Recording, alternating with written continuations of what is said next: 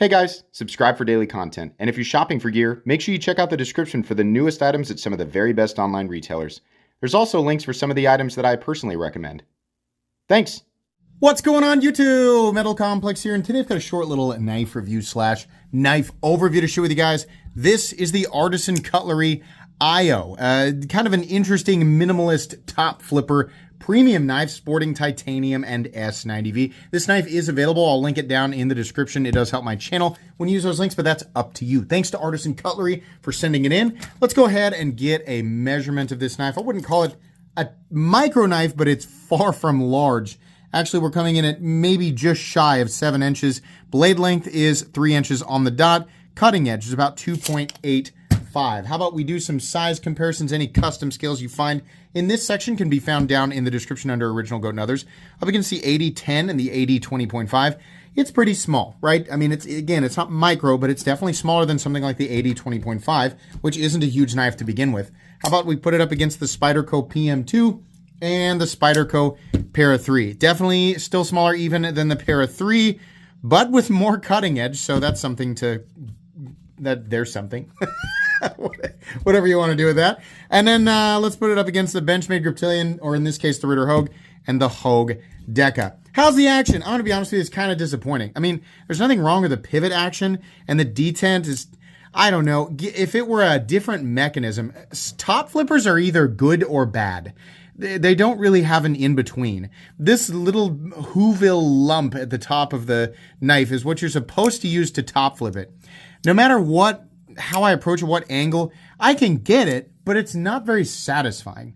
And it doesn't feel like, sometimes I slip off of it, right? Front flipping it isn't necessarily any better. It's not a very satisfying top flipper or front flipper, but you can get it, right? On top of that, disengaging the lock bar is a little bit annoying because there's no cutout on the front side. I mean, they wanted to keep this nice and clean and straight, but it's so narrow in here and they didn't scallop both sides enough. So it has a pinchy disengagement and a less than satisfying deployment, but the pivot smoothness is on par with other premium Artisan Cutlery knives. So that is a deal breaker for some people. But you know, if I were to rate this on a scale of 1 to 10 for satisfying and convenient and reliable action, I don't know. I'd probably give it like a 4 or a 5. It's really kind of disappointing, to be honest. Let's do carry profile. Thickness up against the Spyderco Para 3. It's actually a pretty thin knife. Length and height up against the PM2 and the Para 3. Yeah, this is a very, very easy knife to carry. Very lightweight, very compact, right? The shape, it's just not going to be something that's cumbersome in any way. Let's go ahead and do a hardware check. I'm going to get out my tools as per usual. My tools are very inexpensive and very recommendable. You can find them right down in the section of my description that talks about the tools I use in this channel or the pinned comment. The pivot is a T8 and the one body screw is also a T8. The pocket clip screws, I'm going to be honest with you, those look teeny tiny. They're probably T6, but how annoying would it be if they are T5? Hold on. What in blue? Okay, there we go. Yeah, they're T6. Man, they look tiny though. As long as you have the right tools for the job, you should be good to go. Let's go ahead and weigh it. What are we looking at for materials? We're looking at titanium, not contoured, but they did mill it a little bit, which is nice. You have no backspacer, just a standoff, and then a titanium pocket clip, which is very small, popsicle stick, and then you have the mounting position for lefties. We also have an S90V blade, which is great. They're hardening this to 59 to 61, which is a range we complain about when it's M390, but it's actually very appropriate for S90V. So this will perform very, very well. S90V is an awesome steel, and it will cut and cut and cut at this range, so that's nice that Artisan Cutlery is hitting it there. Let's go ahead and weigh it. For weight reduction, we have nothing. There's no milling on the inside at all. Weight of the Io coming in at 3 ounces, unsurprisingly. That's right on the line for being ultra lightweight in my book. The balance is a bit back from the pivot, but the whole knife just feels lightweight and compact in general. Maybe slightly butt heavy. I very much doubt it's going to bother anybody. Let's go ahead and measure the blade stock thickness and get into the meat and potatoes, which truthfully, there's nothing really overly complicated going on here. Blade stock thickness is coming in at 102 thousandths, so nice and thin. Okay, I'm sorry. For the, eventually when YouTube catches up and does the automatic chapters, this is the meat and potatoes. This was clearly designed to be a very minimalist sort of, I don't know, kind of like office style, fun, semi-fidgety EDC knife, right? This is not a knife that you would use in a hard use setting or like all purpose. I think it's very specifically light EDC. It's a titanium frame lock. And it will cut, right? I mean, that's the nice thing, is this is one of those knives that's carried by somebody who probably isn't going to use a knife all the time.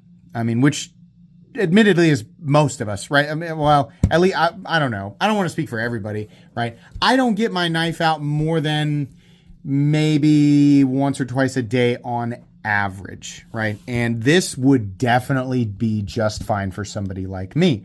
And I think that they accomplish that in terms of the styling of the knife. I also like the blade. It's very straightforward. It's not the first time we've ever seen a sheep's foot blade before. And it is a good one, right? Your draw cuts, things like that, it'll still slice. It's got nice belly. Gets down to be reasonably thin behind the edge, and it is sharp. I got to watch myself there. We have a flat that runs out maybe 80% the length of the blade. Nothing super special going on here. Very straightforward, very traditional, right? Very straight handle profile. We've seen this style of knife, let me count. I use both hands to count. Roughly 8 billion times over the last 2 years, but you know, there must be a market for them because they keep making them. There's nothing wrong with this. It's just exceptionally boring. And truthfully, after, you know, reviewing anything and everything, the most knives that release are boring, right? But that's okay. Some people like a specific, their taste in boring is very, very specific, and they will dig through all of the boring designs to find that one special boring design that speaks to them. It sounds like I'm making fun of you. I'm not. I get it. We all kind of do that same thing with what we like. So there's nothing wrong with liking the minimalist aesthetic. But hey, if you're into that, boy, you are lucky. You have so much. I mean, you have piles and piles of this stuff, right? So that's nice. But yeah, I mean, it's accomplishing exactly what it's trying to be. That's exactly what it's trying to be. The part where it failed was deployment, right? This should be easy in 2020. It's now 2025. This should be easy. Deployment should be reliable. It should be convenient, and it should be satisfying. 100%. I don't think there's any excuse in 2025.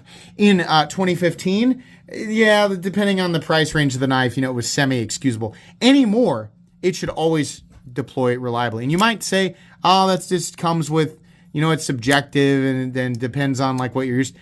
I have handled, again, like the same number, roughly 8 billion top flippers and front flippers, right? And the ones that work really well. The ones that don't work usually suck, right?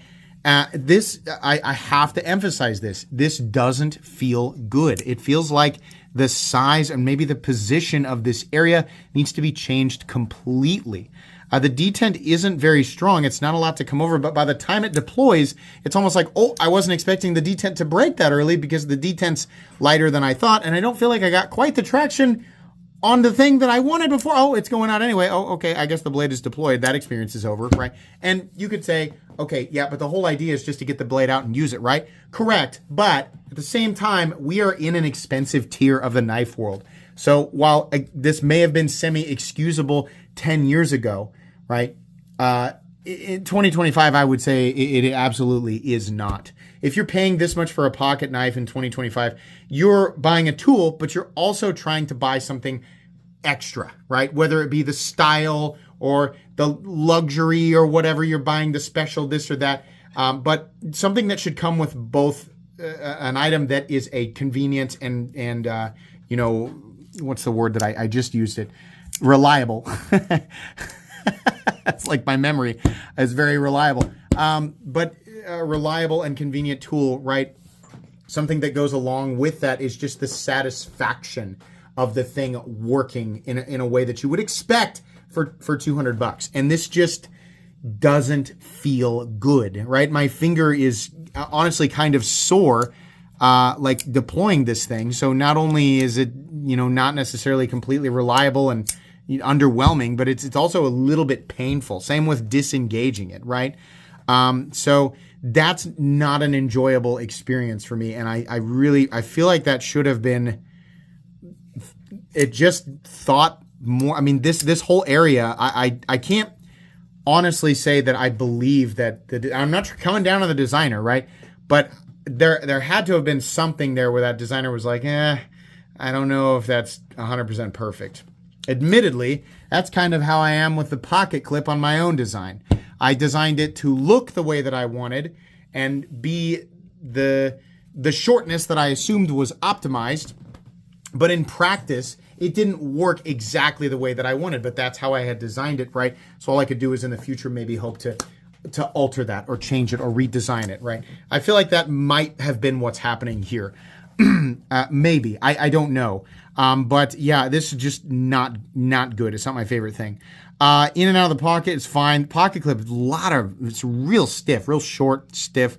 I do appreciate the short clip though. I mean, gripping this knife in the hammer grip, it does feel good. You're probably not going to use a knife like this in the hammer grip, but if you need to, it's comfortable. The pocket clip's not in the way. Most of the time, you're going to probably hold it like this or like this or like this. It's comfortable. The edges are nicely knocked down, right?